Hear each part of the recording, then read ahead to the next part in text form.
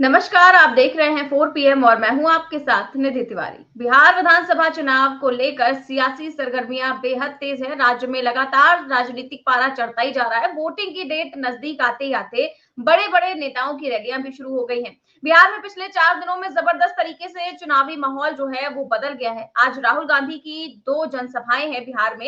एक जनसभा शुरू हो चुकी है और दूसरी मुजफ्फरपुर में है अभी 2 बजे के बाद। अब आप कह सकते हैं कि फुल फॉर्म में राहुल गांधी उतर आए हैं बिहार में। जो लगातार कहा जा रहा था कि राहुल गांधी गायब है, राहुल गांधी कहाँ है, क्यों नहीं वो बिहार आ रहे हैं, तो आज से राहुल गांधी ने बिहार में अपने कदम रख दिए हैं और फुल फॉर्म में वो नजर आ रहे हैं। और साथ ही साथ उनके साथ है तेजस्वी यादव, वो भी उनके साथ जनसभा कर रहे हैं। तो ये बातें जो बोली जा रही थी तेजस्वी यादव और राहुल गांधी के बीच में संबंध ठीक नहीं है, संबंध खराब हो गए हैं टिकट वितरण को लेकर भी और भी तमाम चीजों को लेकर के, तो ये सारी चीजों पर आज विराम भी लग गया। और साथ ही साथ प्रियंका गांधी, मल्लिकार्जुन खड़गे और सोनिया गांधी भी कुछ दिनों में मैदान में उतर जाएंगे और इसको लेकर के लगातार सियासी सरगर्मियां तेज है। इसके साथ ही कल से प्रधानमंत्री मोदी की भी जनसभाएं स्टार्ट हो रही हैं। आज अमित शाह की भी जनसभा है। तो ये सारी जो आप देख रहे हैं रैलियां शुरू हो चुकी हैं और पहले चरण की वोटिंग में सिर्फ और सिर्फ एक हफ्ते से भी कम का समय अब बाकी है।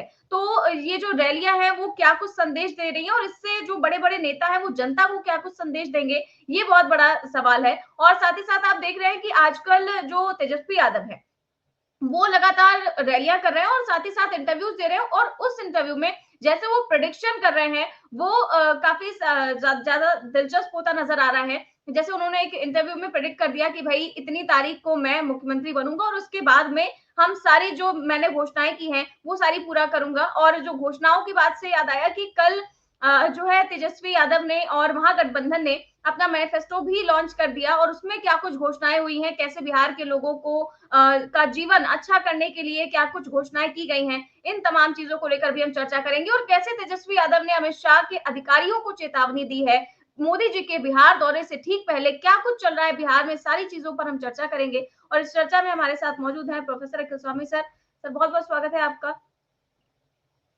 तो सर सबसे पहले हमने देखा कि कल मैनिफेस्टो लॉन्च हुआ कांग्रेस का और उसमें तेजस्वी यादव ने तमाम चीजें सामने रखी, तमाम चीजें बताई कि हम क्या कुछ करेंगे बिहार के लोगों के लिए, क्या कुछ कहा है उन्होंने। एक छोटा सा उनका वीडियो दिखाते हैं, उसके बाद आज की चर्चा शुरू करते हैं। काम करना है, उनको केवल बिहार कब्जाने का काम करना है। हम लोगों ने देखा कि पहली बार बिहार में ऐसा हुआ कि 1500 कंपनियां जो है सेंट्रल फोर्सेस की जो है लगाई जा रही हैं। और हमको भी पता है कुछ अधिकारी वीसी करके 2-3 दिन पहले क्या क्या इंस्ट्रक्शन दिया गया है, ये हमें अच्छे से पता है, हमारे संज्ञान में है। मैं बड़े विनम्रता से उन सभी अधिकारियों से कहना चाहूँगा कि जिन लोगों ने भी संविधान की शपथ ली है, बिहार को उपनिवेश बनने मत दीजिए। किसी के बात को आप इम्प्लीमेंट मत कीजिए, तानाशाही नहीं कीजिए, बेईमानी मत कीजिए, वोट की चोरी मत कीजिए। इस बार बिहार की जनता, हम सब महागठबंधन के लोग सजग हैं। सभी लोग, अगर कोई भी बेईमानी होगी, उन सेक्शन में वीसी में आया है कि जो भी 60% से ज़्यादा वोट जिस बूथ पे पड़े हैं, जहाँ जहाँ महागठबंधन के मजबूत बूथें हैं, वहाँ स्लो पोलिंग कराई जाए, स्लो पोलिंग कराई जाए। हम बता देना चाहें, हम लोग इस बार मुस्तैद हैं। एक एक महागठबंधन का सिपाही और बिहार के लोग आसपास बूथ के रहेंगे और पूरा वीडियोग्राफी जो है करने का काम करेंगे। इनके छल कपट की जो नीति है, तानाशाही की जो नीति है, वो बिहार की जनता इस बार चलने नहीं देगी। अपने अपने वोट की रक्षा करेगी और बेईमानी हरगिज़ नहीं होने देगी। इसलिए हम विनम्र आग्रह करते हैं भाई, जितने अधिकारी हैं, कि भाई ईमानदारी से काम कीजिए, पक्षपात मत कीजिएगा। जो संविधान का आप लोगों ने शपथ लिया है उस हिसाब से आप सब लोग न्यायपूर्ण जो है काम करने का काम करें। छल कपट चलने वाला नहीं है हम सब लोगों के लिए। बिहार को हम लोगों को बनाने का काम करना है। केवल सरकार ही नहीं बनाना, बल्कि बिहार को बनाना है। बिहार कैसे बनेगा, हमारा विजन क्या होगा, रोड मैप क्या होगा, ब्लूप्रिंट क्या होगा, हम लोगों ने हमेशा बिहार की जनता के सामने, आप लोगों के समक्ष अपनी बात को रखा है।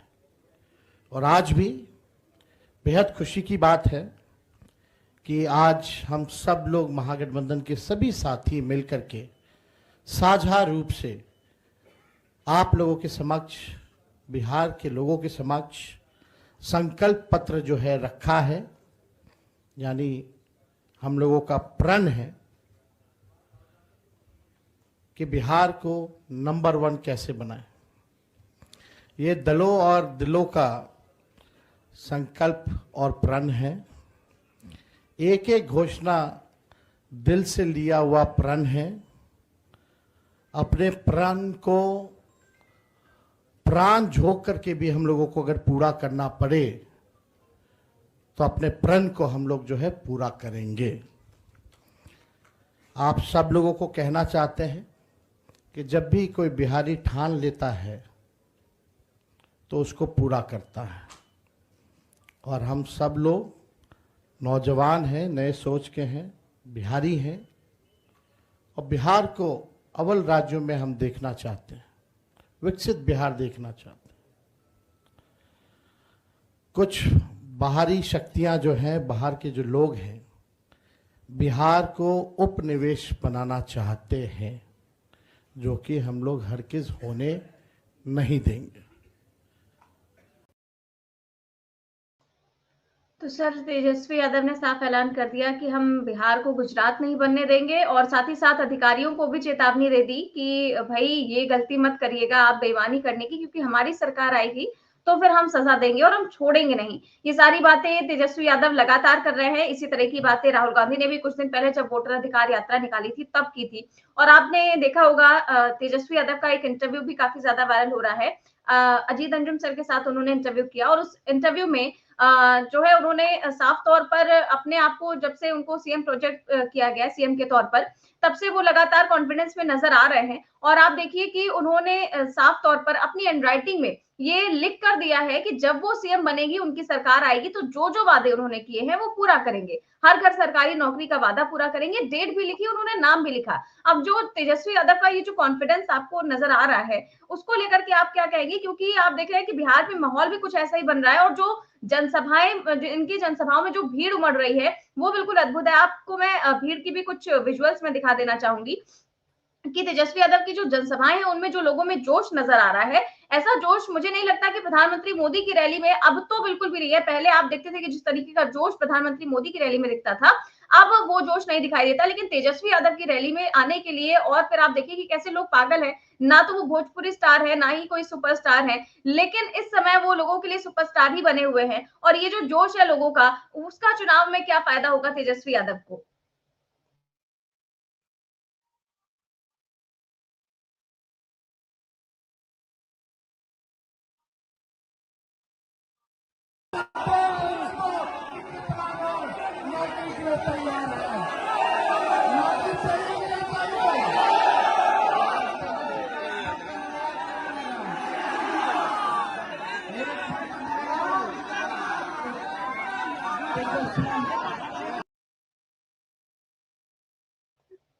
जी सर, बताइए कि तेजस्वी यादव की जनसभाओं में जो भीड़ है, इनका क्या असर चुनावों में आपको देखने को मिलेगा और तेजस्वी यादव जो प्रेडिक्शन कर रहे हैं वो कितना सच साबित होगा? जय संविधान। देखिए निधि, आपने जो प्रस्तावना दी उसमें कहा था कि लोग उड़ा रहे थे कि राहुल गांधी में और तेजस्वी यादव में कुछ मतभेद है। ये कौन लोग उड़ा रहे थे? ये वो लोग उड़ा रहे थे जो गोदी मीडिया में काम करते हैं। या देखिए निधि, मैं फ्रेंकली बोल रहा हूं, मैं यूट्यूबर्स में भी 2 प्रकार के यूट्यूबर्स हैं जो मैंने नोट किया, काफी रिसर्च के बाद नोट किया। एक वो यूट्यूबर्स हैं, जैसे मैं आपके साथ डिस्कशन करता हूं। देखिए मैं कोई राजनीतिक व्यक्ति नहीं हूं, कई बार क्लैरिफाई कर चुका हूं। मैं केवल देश के अंदर अपने लोकतंत्र को, बाबा साहब भीमराव अंबेडकर के संविधान को और महात्मा गांधी के सिद्धांतों को अक्षुण्ण रखना चाहता हूं। इसलिए गांधी मेरे आदर्श हैं और गोडसे मुर्दाबाद में हमेशा कहता हूं। लेकिन एक नया यूट्यूबर्स का एक मैंने ऐसी एक नई ब्रीड देखी है जो पूरे साल तो बीजेपी को अपोज करती है और ये एक इंप्रेशन क्रिएट करती है पूरे समाज के अंदर कि वो राहुल गांधी की और महात्मा गांधी के सिद्धांतों पे चलने वाली बात है। और जैसे ही इलेक्शन आता है 15 दिन पहले वो कांग्रेस के अंदर खोट ढूंढना शुरू कर देती है। नाम मैं लूंगा नहीं, नाम लूंगा तो मानहानि हो जाएगी, लेकिन आप समझदार हैं, पत्रकार हैं, तो आप समझ लेंगे। और वो ये बताने लगती हैं कि जो अजय माकन हैं वो भी स्लीपर सेल हैं, भूपेंद्र सिंह हुड्डा भी स्लीपर सेल हैं, फलाने भी स्लीपर सेल हैं। मैंने वो पूरे कांग्रेस के जो वो नेता जो भारतीय जनता पार्टी में दबाव के बावजूद नहीं गए, वो उनको स्लीपर सेल बताने लगते, इसलिए क्योंकि उनकी क्रेडिबिलिटी बन चुकी होती है और उस क्रेडिबिलिटी का फायदा उठाकर भारतीय जनता पार्टी से गठबंधन करके सांठगांठ करके वो अफवाहें फैलाते हैं। चलिए, अच्छा है मेरे और आपकी चर्चा में हम लोग गांधीवादी विचारों पे और बाबा साहब के विचारों पे अक्षुण हैं और अडिग हैं, नंबर एक। नंबर दो, ये कौन लोग थे जो कह रहे थे कि मतभेद क्या है? ये बात बिल्कुल सही है कि वहां पे जो कांग्रेस के ऑब्जर्वर थे उन्होंने अच्छी सीट लेने के लिए एक जो पोस्टरिंग होती है वो की, और वो तेजस्वी यादव ने भी की। और जब ये चीज सेटल हो गई और मुकेश सहनी को डिप्टी चीफ मिनिस्टर अनाउंस कर दिया गया और तेजस्वी यादव को मुख्यमंत्री अनाउंस कर दिया गया, तो उसके बाद चीजें सेटल हो गई और राहुल गांधी और प्रियंका गांधी वहां पहुंच गए हैं और तूफानी दौरे कर रहे हैं। दूसरी बात जो आपने कही, चुनावी मीटिंग, देखिए एक बहुत प्रतिष्ठित सेफोलॉजिस्ट का एक सर्वे आया है, आपने भी देखा होगा।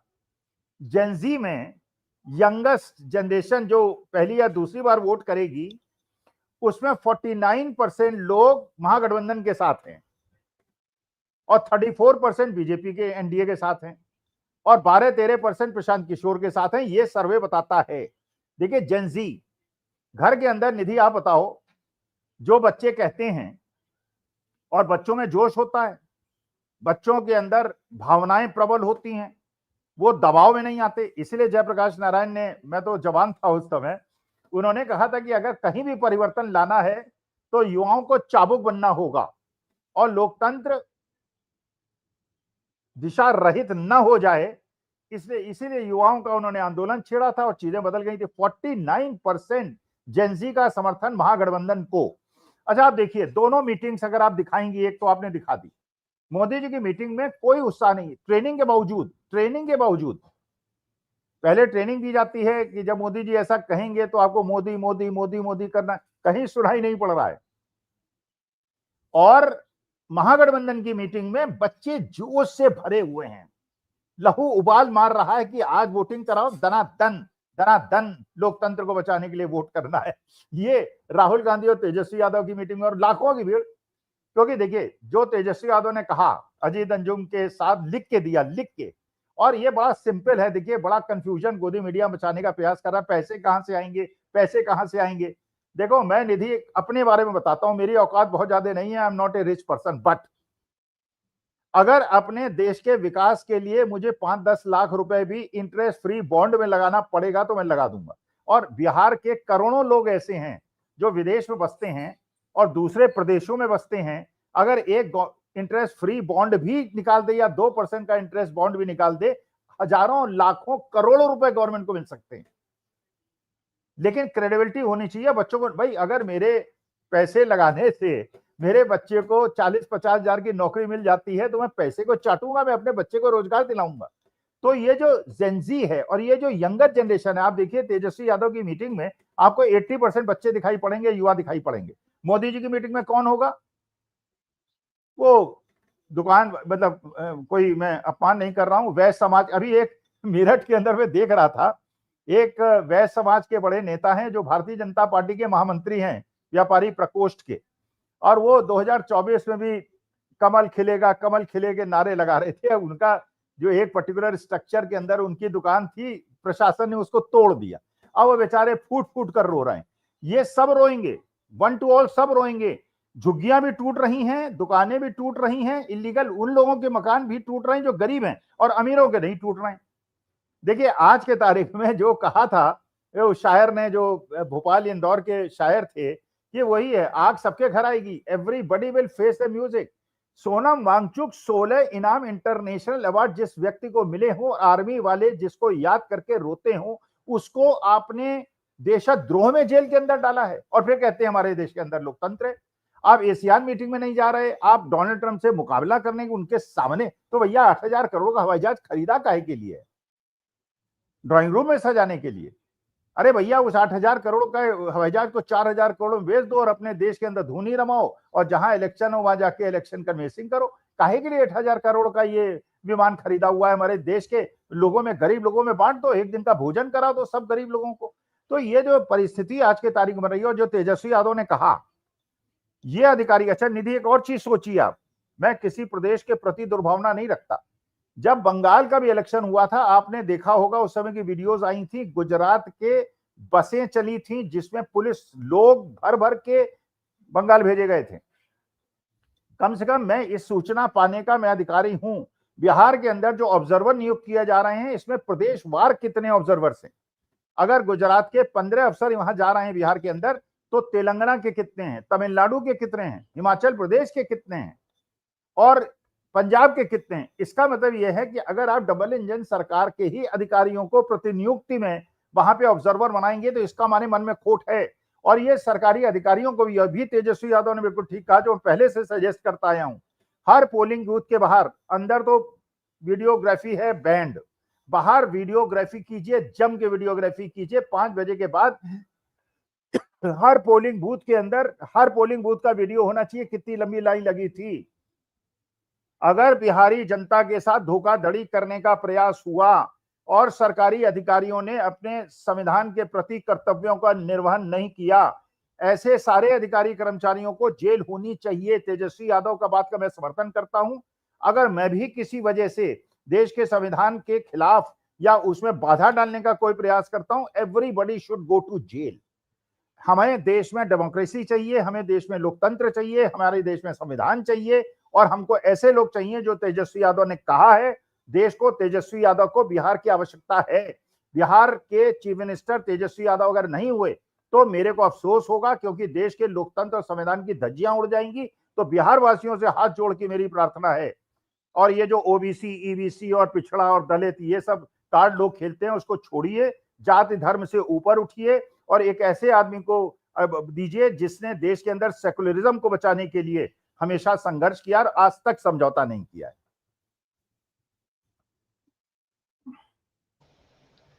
बिल्कुल सर, और ये खबर जो आपने बताई वाकई में बहुत ज्यादा इसको लेकर के सवाल खड़े हो रहे हैं कि आखिरकार ऐसा क्यों किया गया है। 10 अधिकारियों को, वो भी गुजरात के, उनको ठीक चुनाव से पहले बिहार में पोस्ट कर दिया जाना। वैसे तो ये खबर रूटीन खबर लगती है क्योंकि चुनाव के दौरान इस तरह की पोस्टिंग बहुत सामान्य होती है, लेकिन क्योंकि ये पोस्टिंग गुजरात के अधिकारियों की थी इसीलिए नजर गई, क्योंकि गुजरात कैडर के 10 IAS अधिकारियों को बिहार में काम पर लगा दिया गया है। और ये सब कुछ ऐसे दौर में हो रहा है जब आप देख रहे हैं कि जाहिर तौर पर बहुत सारे शक की शंकाएं जो हैं वो ऑलरेडी चुनाव आयोग पर हैं और बहुत सारे सवाल खड़े भी हो रहे हैं। और बिहार में तो जिस तरह का चुनाव हो रहा है, आज से पहले मुझे नहीं लगता कि कभी हुआ। SIR को लेकर के तो पहली बार ही हो रहा है। और इसको लेकर के जब गुजरात के 10 IAS अधिकारियों का ठीक बिहार चुनाव से पहले बिहार में पोस्टिंग किया जाना और उनको काम पर लगाना, इसको आप कैसे देखते हैं?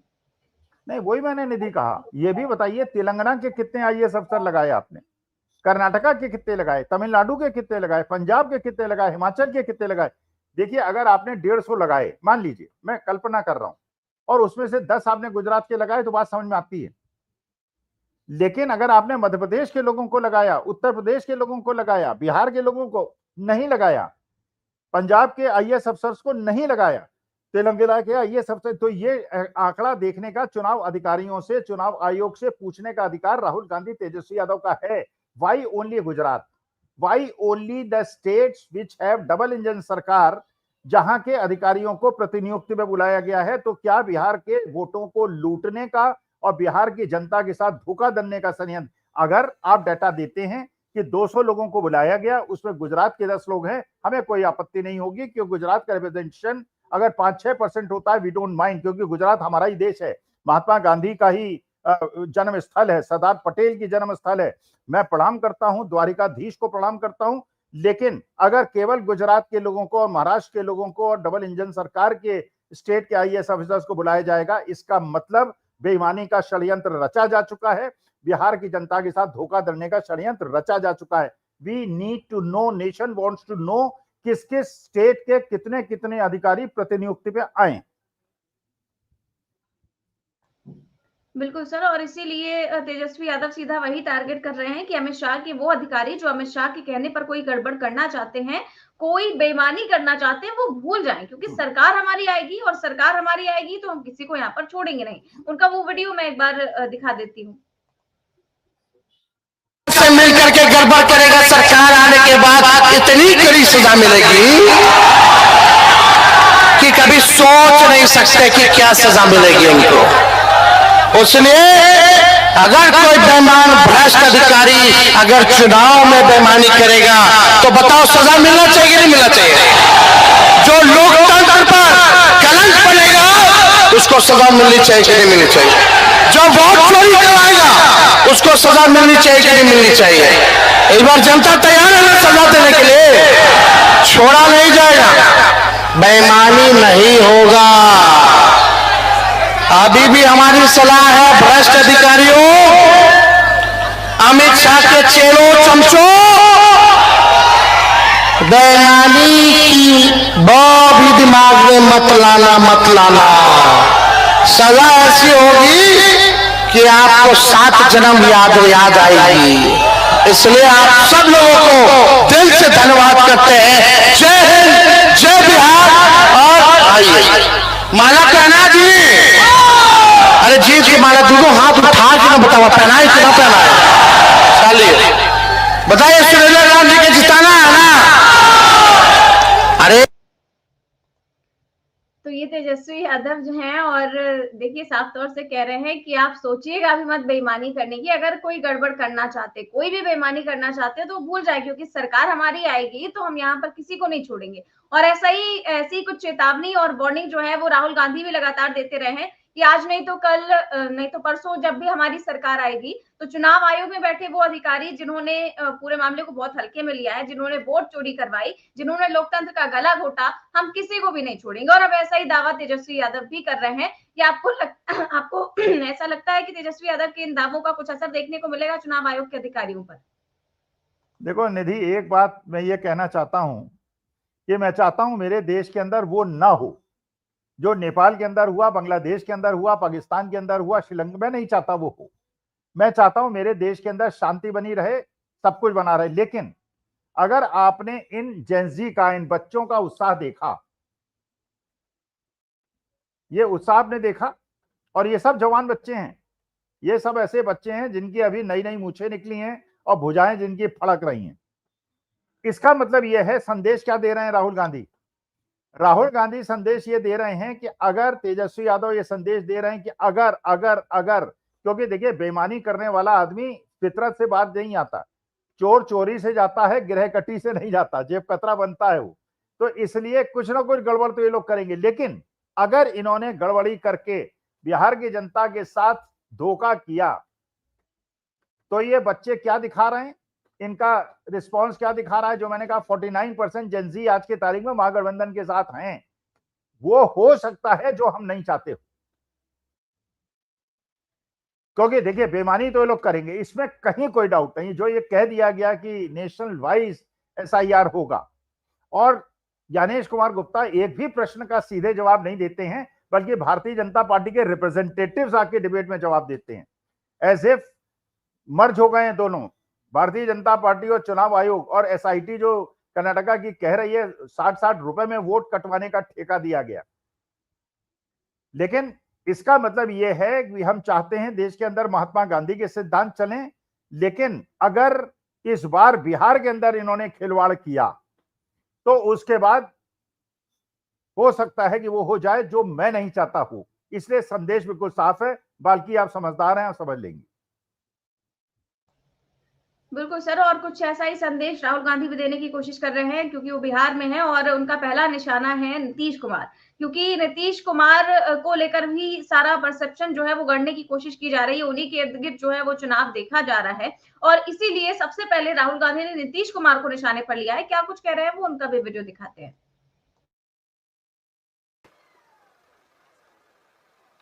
20 साल से नीतीश जी सरकार चला रहे हैं, अपने आप को अति पिछड़ा कहते हैं।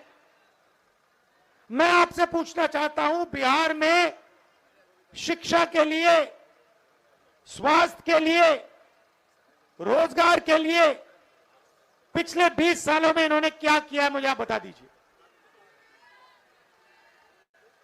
क्या आप ऐसा प्रदेश चाहते हो जहां आपको कुछ ना मिले, अदानी जी को 1-2 रुपए में जमीन दी जाए और आपको रोजगार ना मिले? ऐसा बिहार हमें नहीं चाहिए। नीतीश जी का चेहरा का प्रयोग हो रहा है,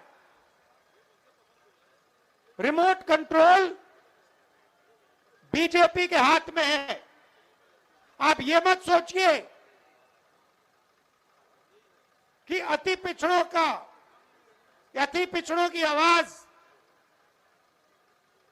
उधर सुनाई देती है। 3-4 लोग कंट्रोल करते हैं, बीजेपी कंट्रोल करती है, उनके हाथ में रिमोट कंट्रोलर है और उनको सामाजिक न्याय से कोई लेना देना नहीं है। तो पहला राहुल गांधी ने कहा कि नीतीश कुमार ने 20 सालों में बिहार के लिए कुछ नहीं किया, और दूसरा ये कह रहे हैं कि नीतीश कुमार का जो रिमोट कंट्रोल है वो बीजेपी के हाथ में। और जाहिर तौर पर ये देखा भी जा रहा है कि भले ही बैसाखी नीतीश कुमार बने हुए हो, लेकिन उनका जो रिमोट कंट्रोल है वो बीजेपी के हाथ में ही है। जो बीजेपी कहती है, जो मोदी जी कहते हैं, वही नीतीश कुमार करते हैं। लेकिन अब नीतीश कुमार जिस तरीके से अपने लिए फिलहाल स्टैंड लेते हुए नजर आ रहे हैं, हालांकि वो बोल कुछ नहीं रहे हैं, बुलवा रहे हैं। और आप देखिए कि लगातार जो अपने नेताओं से वो बुलवा भी रहे हैं। मुख्यमंत्री के चेहरे को लेकर के जो जबरदस्त तरीके से अंतर विरोध देखने को मिल रहा है एनडीए में। कल ही भाजपा के पूर्व नेता आरके सिंह ने ये कहा कि अगर हम जीत गए और नीतीश कुमार मुख्यमंत्री बना दिए गए तो ज्यादा दिनों तक वो मुख्यमंत्री नहीं रहेंगे। जबकि आपको याद होगा कि उपेंद्र कुशवाहा और संजय झा दोनों ने ही मंच से कहा था कि नीतीश कुमार मुख्यमंत्री थे, हैं और रहेंगे। इस तरीके का जो अंतर विरोध देखने को मिल रहा है बीजेपी के अंदर, एनडीए के अंदर, और दूसरा जो राहुल गांधी कह रहे हैं, इन दोनों का क्या असर पड़ेगा सर चुनावों में? भाई निधि, एक बात ये समझो, वो राजपूत समाज जो कि भारतीय जनता पार्टी का कट्टर समर्थक है, उस राजपूत समाज के रूडी साहब यहाँ पे कॉन्स्टिट्यूशन क्लब के इलेक्शन में जीत जाते हैं अमित शाह के कैंडिडेट को हराकर। Number 1, R K Singh member of parliament हैं, रूडी साहब मेंबर ऑफ पार्लियामेंट हैं, दोनों राजपूत जात से आते हैं। और आरके सिंह बार बार कह रहे हैं कि सम्राट चौधरी एक डकैत है और सम्राट चौधरी जैसे आदमी को पद में बैठे रहने का कोई अधिकार नहीं है। एक्शन नहीं हो रहा, लेकिन गोदी मीडिया उड़ा रहा है। कांग्रेस के अंदर बड़ा मतभेद है, भारतीय जनता पार्टी के अंदर जो मतभेद आपको दिखाई पड़ रहा है, बिहार के अंदर 2 आपके tall Rajput member of parliament खुलेआम आपका विरोध कर रहे हैं, आपकी नीतियों का विरोध कर रहे हैं, लेकिन गोदी मीडिया की निगाह में सब कुछ ठीक चल रहा है। आज के ताक में जीतन राम मांझी और उपेंद्र कुशवाहा इस बात से बहुत ज्यादा खफा हैं कि जीतन राम मांझी की पार्टी को तो 6 टिकट मिले हैं, जबकि उनका पिछली बार विधायक थे 4-5, और जो चिराग पासवान जिसके केवल 1 विधायक थे और पार्टी छोड़ के चले गए थे, उनको 29 टिकट मिले हैं। तो सबसे ज्यादा गड़बड़ तो चल रही है एनडीए के अंदर, लेकिन गोदी मीडिया की मजबूरी है, बेचारों को अपनी फंडिंग देखनी होती है। भाई व्यूअरशिप से तो पैसा मिलता नहीं है उन्हें जो पैसा मिलता है वो कृपा से मिलता है, बड़े बड़े पूंजीपतियों की कृपा से मिलता है। फिर वो तंबाकू और गुटखे का एडवर्टीजमेंट चलाते हैं, हमारी देश के युवा पीढ़ी को बर्बाद करते हैं। तो ये देखना चाहिए। राहुल गांधी के बारे में जो ये कहा गया कि राहुल गांधी हैं कहां, आपने देखा होगा राहुल गांधी ने बिहार के 15-20 बच्चों से मुलाकात की। अच्छा, मुझे निधि सही में तुम्हारी जनरेशन को कभी कभी देख के मुझे लगता है तुम लोग हमारी जनरेशन से ज्यादा बुद्धिमान हो। हम लोग तो अवघड़ थे, हमको कुछ पता ही नहीं था। उन बच्चों में लड़कियों ने कितनी तेजस्विता से, इतनी अच्छी तरह से, और इतनी अच्छी अंग्रेजी एक लड़की बोल रही थी, मुझे लग रहा था कहीं ये हार्वर्ड और ऑक्सफोर्ड की स्टूडेंट है क्या, बिहार में पढ़ी हुई स्टूडेंट। लेकिन वो कहते हैं हम जब दिल्ली आते हैं तो हमको ऐसे ट्रीट किया जाता है जैसे हम 2nd ग्रेड सिटीजन। बिहार की जनता, सबसे प्रबुद्ध जनता, लड़कों ने कहा शिक्षा जानबूझ के बर्बाद की गई है, नौकरियां जानबूझ के हमको नहीं दिए जाते हैं जिससे हम मजदूरी करें और सूरत के अंदर, गुजरात के अंदर उन्हें कम कॉस्ट पे लेबर मिल सके। क्योंकि अगर बिहार के लोगों को नौकरी मिल जाएगी, इंडस्ट्री लग जाएंगी, तो लेबर रेट बढ़ जाएंगे गुजरात के अंदर। अब गुजरात के कीमत पे बिहार के साथ अन्याय, तो ये तेजस्वी यादव, राहुल गांधी की बात बिल्कुल सही है।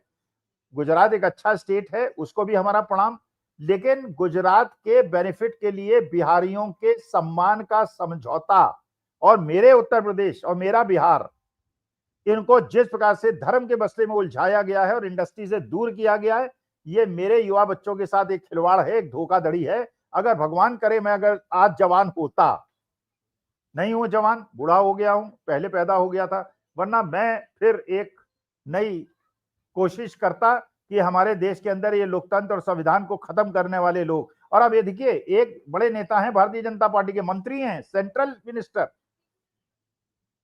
वो कह रहे हैं कि संविधान बाबा साहब भीमराव अम्बेडकर ने थोड़ी बनाया, क्योंकि उनको सहन नहीं होता ओबीसी और दलित और अति दलित। मुकेश सहनी को डिप्टी चीफ मिनिस्टर अनाउंस कर दिया, उन्हें सहन नहीं हो रहा। और ये इतनी मूर्खतापूर्ण स्ट्रेटेजी है निधि, खुद सोचो। मुकेश सहनी गांव गांव जाके कह रहे हैं कि मैं अति पिछड़ा हूं, वो ये नहीं कह रहे मैं मल्ला हूं, अति पिछड़ा हूं, जो 33% है बिहार में। और बीजेपी वाले क्या कह रहे हैं, अति पिछड़े को बना दिया, मुसलमान को नहीं। अरे यार, मुसलमान तो तुम्हारे को वोट देंगे ही नहीं, वो तो ओवैसी साहब अगर कुछ काट लें, नहीं तो 100% वोट वैसे भी महागठबंधन को जाना जाए, कुछ करे ना करे। लेकिन अति पिछड़े तुमसे दूर हो जाएंगे और उसके बाद तुम 50 सीटों पे एनडीए बढ़ जाएगा, अगर ये गुजरात से भेजे हुए अधिकारियों ने और चुनाव आयोग ने कोई घपला नहीं कर दिया तो। बिल्कुल सर, देखते हैं कि गुजरात से भेजे हुए चुनावी अधिकारी क्या कुछ कर पाते हैं और तेजस्वी यादव ने जो वार्निंग दी है उसके मुताबिक वो क्या करते हैं चुनावों में, और कैसे लोकतंत्र को वो बचाने का काम करते हैं। बहुत बहुत शुक्रिया सर आपका आज की चर्चा के लिए। तो आप देख रहे थे आज की चर्चा, कैसे लगी आपको हमें कमेंट बॉक्स में अपनी राय जरूर दें, चैनल को सब्सक्राइब भी करें और ज्वाइन भी करें। नमस्कार।